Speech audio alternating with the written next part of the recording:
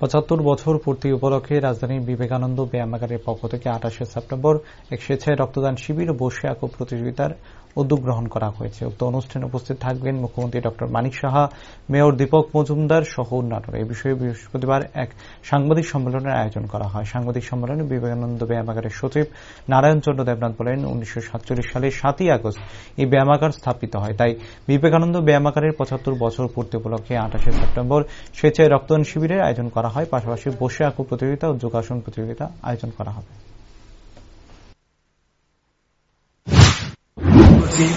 আমাদের ব্যায়ামাগারের ৭৫ বছর পূর্ণ উপলক্ষে আমরা যদিও ২ বছর দেরি হয়ে গেছে করোনার জন্য, আমরা ১৯৪৭ ৭ই আগস্ট আমাদের এই ব্যায়ামাগার স্থাপিত হয়, কিন্তু করোনার জন্য দেখা গেছে আমাদের ২ বছর এটা পূর্ণ হয়ে গেছে।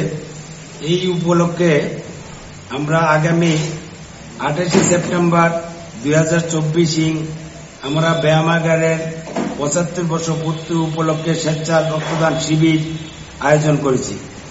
আমাদের আশা যে রক্তদান শিবিরে ভালো সংখ্যক রক্তদান করবেন। স্বেচ্ছা রক্তদান শিবিরে প্রধান অতিথি হিসেবে আমাদের chief guest professor doctor Manik Shah, chief minister Tripura উপস্থিত থাকবেন। স্পেশাল গেস্ট হিসেবে Shri Dipak Majumdar, mayor Agartala municipal corporation. Special invitee হিসেবে থাকবেন পদ্মশ্রী ডক্টর দীপা কর্মকার, অলিম্পিয়াড।